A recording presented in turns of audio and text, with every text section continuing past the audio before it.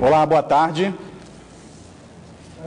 A Câmara Municipal de Manaus iniciou na manhã de hoje a sessão solene para as atividades legislativas de 2017. Essa cerimônia contou ainda com a leitura da mensagem anual do prefeito Arthur Virgílio Neto. Durante a chegada na Câmara Municipal de Manaus, o prefeito Arthur Neto falou que ainda tem muito o que conversar quando o assunto é reajuste tarifária. Sobre o subsídio, o apelo que eu faço é que ele recue de uma atitude que não foi a mais sensata, uma atitude que simplesmente prejudica o povo, na verdade visa a tentar criar embaraço político para o prefeito, mas isso é uma tolice.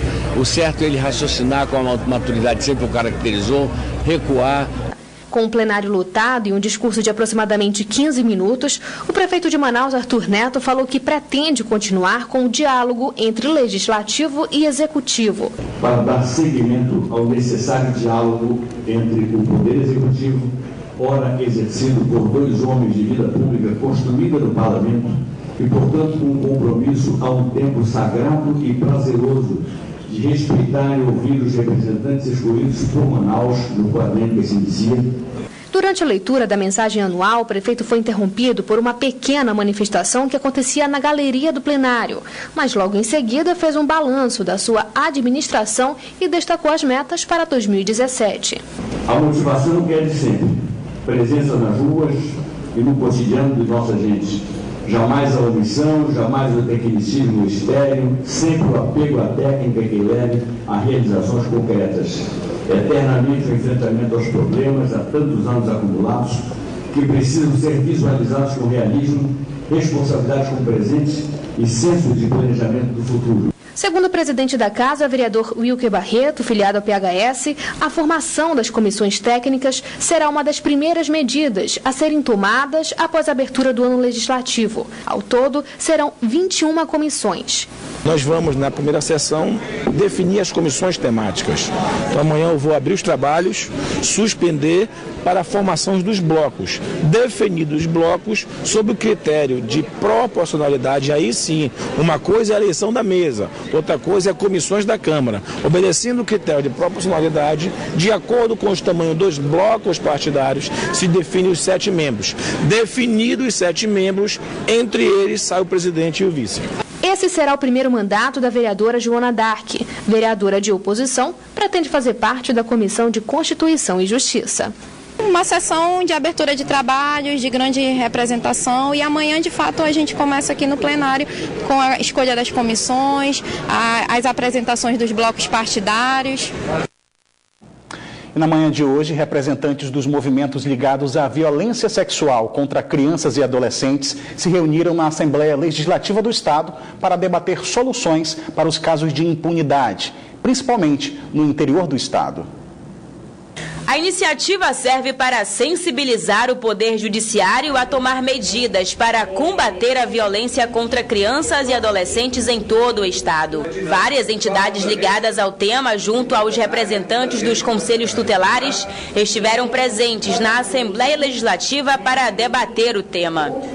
Entre as ações debatidas no encontro para acabar com a impunidade e a violência, principalmente no interior do estado, está a criação de novas vagas para promotores e juízes. De acordo com o deputado Luiz Castro, hoje o número de magistrados é insuficiente para atender a demanda. Nós precisamos do Ministério Público aqui também tendo foco de prioridade para essa defesa da dignidade das crianças e adolescentes.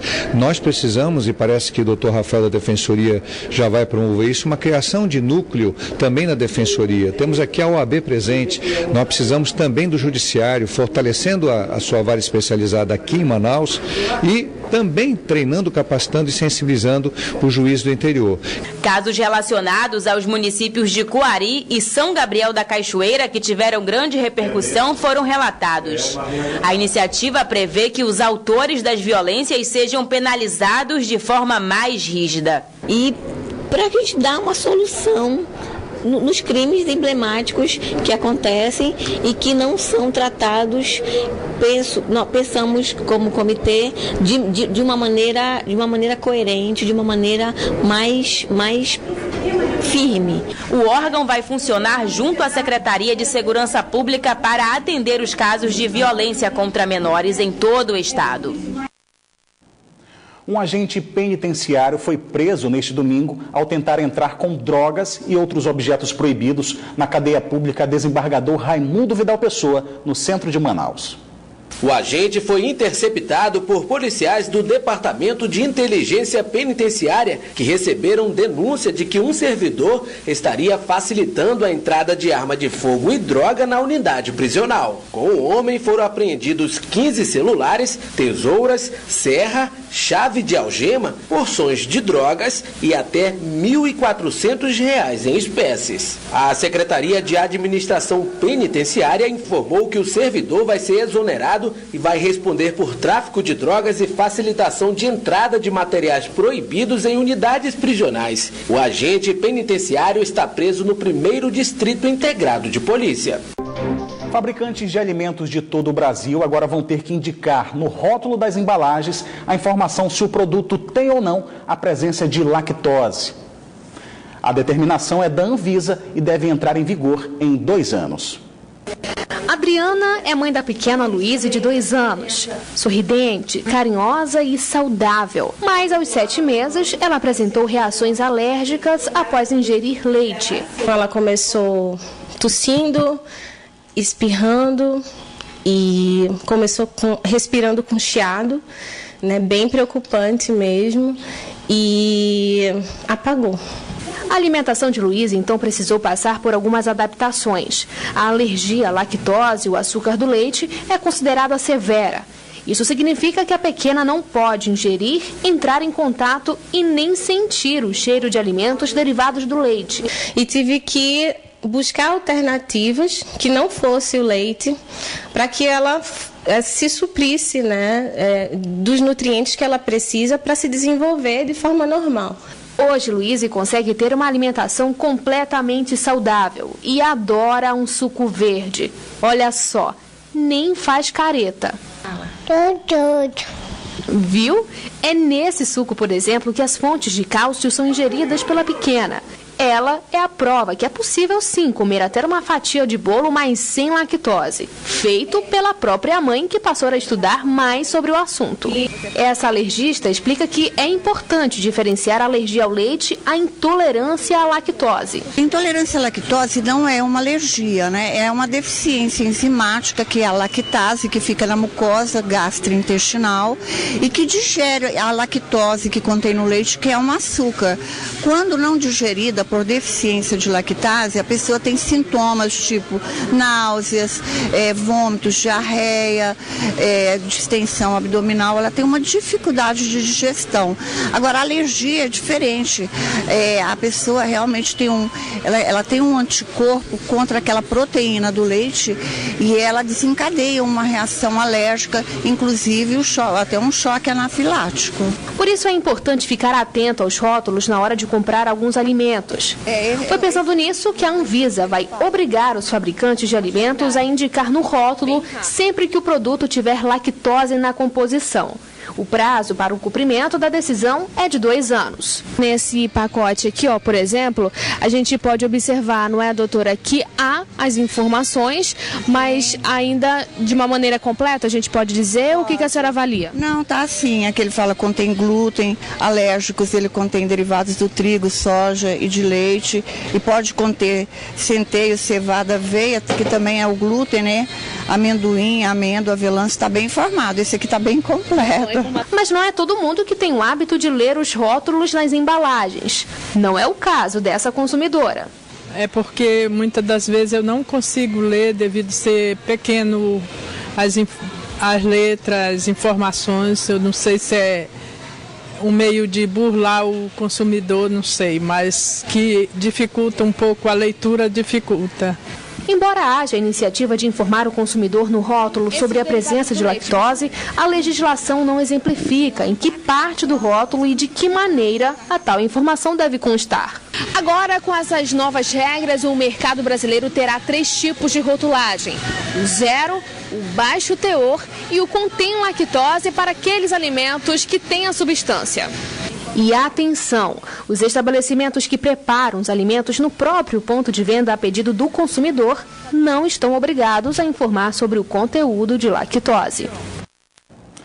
Todo início de ano chega a dobrar o número de crianças nos consultórios oftalmológicos. É que o rendimento escolar depende da visão dos alunos. Professores que trabalham com crianças com problemas na visão alegam que esse rendimento cai cerca de 70% pela falta de uso de óculos.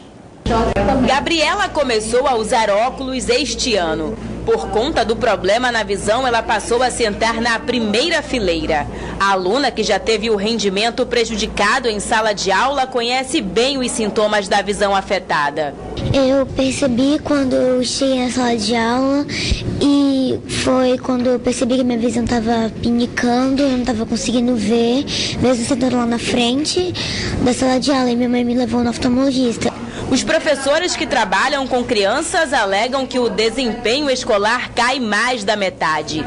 A dificuldade no aprendizado fica prejudicada, o que reflete nas notas escolares no fim do ano. Eu acho que cerca de 70% até 80% prejudica o aluno na sala de aula, porque aqui na nossa escola nós trabalhamos muito visual, né, data show, a luz interativa, então isso aí é muito importante, o uso do óculos do aluno na sala de aula. Segundo o Conselho Brasileiro de Oftalmologia, cerca de 10% das crianças com até 4 anos de idade necessitam de óculos. Esse número sobe para 20% quando se trata de crianças com até 10 anos de idade. De acordo com os profissionais de saúde, exames periódicos devem ser feitos pelo menos uma vez ao ano. Nesta escola, os professores ficam atentos aos primeiros sinais, que muitas vezes são silenciosos. As dores na vista e as dores de cabeça são mais comuns. No momento que nós começamos a detectar que a criança está com dificuldade em copiar, até de fazer uma leitura, né? Então a gente já encaminha, nós costumamos falar assim, nós primeiro conversamos com a coordenação, com a orientação, e aí sim nós passamos para os pais, né? Eles chamam, conversam com os pais, perguntando se a criança em casa tem esse tipo de dificuldade. Para este oftalmologista, nesta época do ano, o número de exames feitos em crianças dobra. A consulta é essencial, já que, segundo ele, os olhos se desenvolvem até os 7 anos de idade. Hoje, o maior desafio é, depois do diagnóstico, usar os óculos em tempo integral. Quem tem graus maiores deve usar durante todo o dia. Em situações específicas, videogame, assistindo televisão, que a gente prescreve justamente nessas situações. Então, um paciente que, olha, você vai usar só quando você for fazer algum esforço visual. Você vai usar quando estiver assistindo televisão, vai usar quando for no cinema, quando for assistir aula, né? Mas nos outros momentos vai brincar, vai se divertir, não precisa. Já outros graus, não. Pacientes que são míopes, que têm graus maiores, eles precisam usar o tempo todo para poder garantir a qualidade de visão do mesmo. Entre as principais deficiências estão a miopia e o astigmatismo. Dependendo do nível do grau, com o passar do tempo, esses problemas podem não ser resolvidos. Quem usa óculos garante. A vida passa a ser melhor enxergada em todos os sentidos. Eu percebi que melhorou a minha visão. Eu percebi que antes eu não estava conseguindo escrever as palavras direito por causa que eu confundia. E agora vamos conferir a previsão do tempo para esta terça-feira em Manaus e em alguns municípios do interior do estado. Em Manaus, a previsão é de tempo encoberto a nublado. As temperaturas variam entre 25 e 32 graus. No município de Tabatinga, o dia amanhece nublado e com ventos fracos. Possibilidade de pancadas de chuva à noite, mínima de 23 e a máxima de 34 graus. Mesma previsão para Manicoré, onde as temperaturas também variam entre 23 e 34 graus. Em Alvarães, o tempo fica encoberto com possibilidade de pancadas de chuva e trovoadas à tarde. Temperatura mínima de 25 e a máxima de 32 graus. O Parque da Criança, na zona centro-sul da capital, foi reaberto no último dia 1º. O local continua passando por reformas, já que parte da estrutura está comprometida, mas as obras não devem interferir nas atividades voltadas ao público infantil. Passear entre o verde e brincar. Esse é o programa favorito da garotada no Parque Cidade da Criança. O parque funciona em uma área com quase 2.000 hectares na zona centro-sul da cidade. Com a estrutura comprometida, o espaço foi fechado no final do mês passado. O local, que funciona desde novembro de 2012, pedia reforma. Recentemente, equipes da SEMA e da CEMUSP estiveram aqui no parque para fazer um trabalho ambiental, no solo e nas árvores, já que aqui antigamente funcionava um horto municipal. Tudo para garantir a segurança das pessoas que caminham por aqui. Por determinação dos órgãos competentes, algumas delas que estavam com a raiz danificada foram cortadas. Apesar de apenas a primeira parte da obra ter sido finalizada, o espaço foi reaberto no último dia 1º. Mesmo entre os brinquedos danificados, as crianças comemoram. Que aqui é legal, aí quando reabriu, a gente vem todo dia para brincar, e é muito legal aqui. De acordo com a diretoria do local, as obras não devem influenciar no andamento das atividades. Por isso que nós estamos trabalhando em conjunto com a construtora, e assim a gente vai aos poucos administrando para que não evitar nenhum acidente, né, isolar as áreas que serão trabalhadas, que serão revitalizadas, e deixar o restante por conta da recreação do parque, dos recreadores, para entreter o público e não ter que fechá-lo. Durante todo o fim de semana, cerca de 3.000 pessoas passam pela Cidade da Criança. Para este ano, as programações já foram definidas, como pinturas artísticas e os teatros populares. Opção para as crianças se manterem ocupadas de forma saudável. Porque eles ficam na rua, não quero que um carro bata, né, um acidente de trânsito. Então, eu prefiro trazer todo dia para cá, né, que aqui tem mais segurança, eles brincam, né, brincam. As obras, que incluem a Vila Feliz, devem finalizar dentro de 40 dias. A maior parte da reforma será feita nos horários em que o parque fica fechado. O local, durante a semana, é voltado para excursões escolares e funciona de segunda a sexta, das 2h30 da tarde até as 6h30 da noite. E no fim de semana vai até às 7h30 da noite. Uma ação conjunta da Polícia Civil do Amazonas com a Polícia de Roraima resultou na prisão de 2 foragidos da Penitenciária Agrícola de Monte Cristo, em Boa Vista. Eles estavam escondidos na capital amazonense. Maxwell Castelo Branco, de 23 anos, e Valteirto de Almeida Silva, de 43, foram presos neste domingo em Manaus. Maxwell é apontado pela polícia como integrante de uma facção criminosa que foi o principal alvo do massacre ocorrido no Compage no primeiro dia do ano. Acusado de homicídio e assalto em Roraima, Maxwell estava em uma casa no bairro Nova Cidade, na zona norte de Manaus. Ele vai ser mandado de volta para o presídio de Roraima e Valteirto deve ficar preso no Centro de Detenção Provisória de Manaus, à disposição da Justiça de Goiás. Iniciou hoje a força-tarefa da Defensoria Pública do Amazonas para analisar os processos de 5.600 presos aqui do estado. Mas o número de processos a serem analisados deve chegar a mais de 10.000, já que alguns detentos respondem a mais de um processo. O esforço concentrado, que conta com o apoio de defensores de outros estados, deve durar 12 dias. No Amazonas, a força-tarefa para rever a situação judicial dos presos é formada por 76 defensores públicos estaduais e federais que avaliam os processos de presos condenados e provisórios.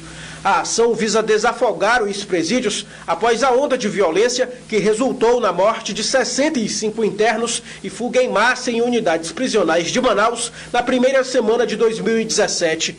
O esforço faz parte do programa Defensoria Sem Fronteiras e integra o Plano Nacional de Segurança Pública. A primeira semana vai ser simplesmente contato com processo. Então, como os processos no Amazonas eles estão virtualizados, os defensores vão ficar todos aqui nesse prédio e vão analisar os processos individualmente para saber se tem algum excesso de prazo, se o crime não é grave, não tem violência.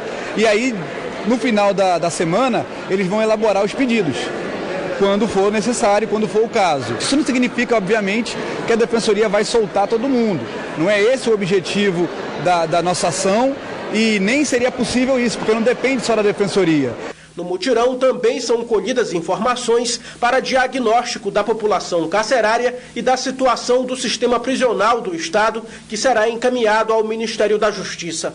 Eu penso que é socializar essa informação para que as instituições em rede, conjuntamente como estamos fazendo aqui, possam encontrar um caminho, uma caminhada conjunta e efetiva. Não é só o diagnóstico em si, nós já temos muitos diagnósticos. O que a gente precisa é usar essa informação diagnosticada para dar algumas soluções. As soluções que nós acreditamos, especialmente, passam por uma mudança de cultura. O Brasil prende muito, o Brasil encarcera demais. E esse encarceramento tem mostrado que não é a solução. Então precisamos encontrar saídas alternativas, quer através de melhoria dos regimes penitenciários, quer através de atenção e política aos egressos, porque não sendo assim, a ressocialização, que é um dos objetivos da pena, não vai se realizar no plano concreto.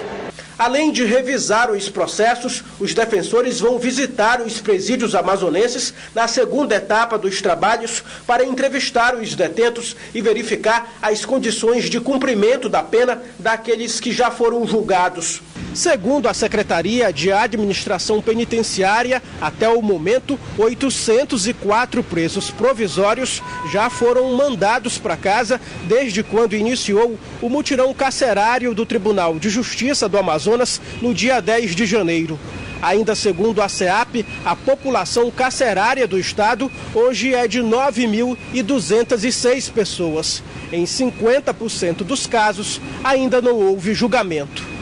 As providências são para atender ao prazo de 90 dias estabelecido pelo Conselho Nacional de Justiça para a mobilização nacional do Poder Judiciário, a fim de tornar mais céleres os processos das execuções penais nos estados.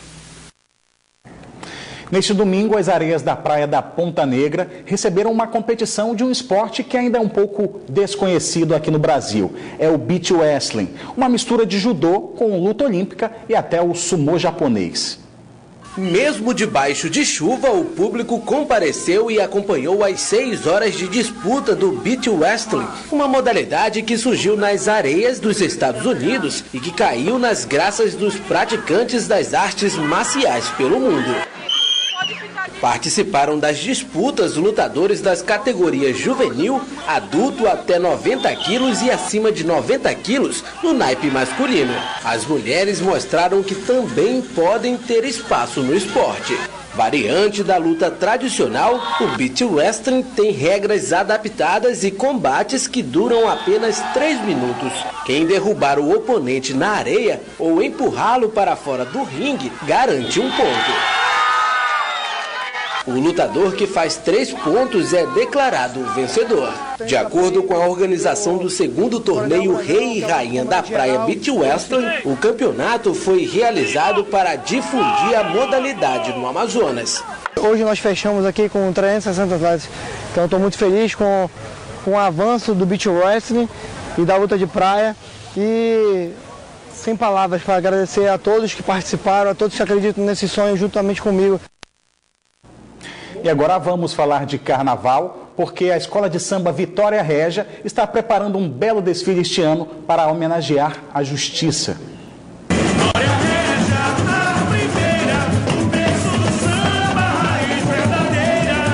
Não há quem resista a esse batuque. Esses são os primeiros toques da bateria, o ritmo puro que embala passistas e brincantes da Escola de Samba Vitória Régia.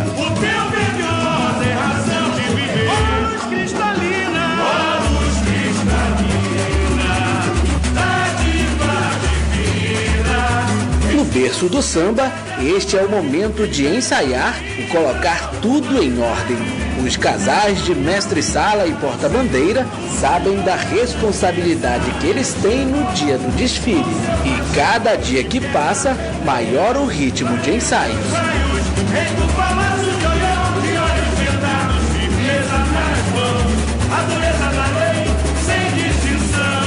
Não pode errar em nada, por isso estamos ensaiando desde setembro para fazer bonito e muitas surpresas virão.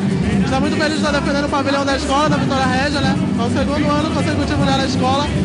No desfile do grupo especial, a Escola de Samba Vitória Régia vai falar de justiça, um tema atual que é amplamente divulgado nos noticiários. A Verde Rosa quer mostrar que o mundo pode ser mais justo para todos. A gente percebeu que era o momento certo de falar de justiça, porque a gente entende, a comissão de carnaval entende que poderiam as coisas serem muito diferentes se fossem mais justas para todos. E o momento atual é perfeito para a Vitória Regia fazer um grande carnaval e mostrar que ser justo é dar a cada um aquilo que lhe é devido. A Verde Rosa pretende levar para a Avenida do Samba 4 carros alegóricos, 3.800 brincantes divididos em 25 alas. E para a Avenida é uma responsabilidade muito grande, pois a gente ensaia aqui, é uma emoção diferente, mas chega lá, é inexplicável. Os ensaios da Vitória Regia acontecem sempre às quartas, quintas e sextas. E é a oportunidade de afinar os detalhes e colocar o samba no pé. Vitória Regia, a primeira, sempre a primeira, samba raiz verdadeira. Com justiça eu posso dizer, o teu verde rosa é razão de viver. Verso do samba. O Band Cidade fica por aqui, mas continua na internet, onde você pode acompanhar outras notícias nas redes sociais Facebook e Twitter da Band Amazonas. E para rever nossas reportagens, acesse youtube.com/Band Amazonas e clique no link vídeos. Você também pode enviar sua sugestão de reportagem para o nosso WhatsApp. O número é o 99205-1478. Fique agora com as principais notícias do dia no Brasil e no mundo com o Jornal da Band. Uma boa noite para você e até amanhã.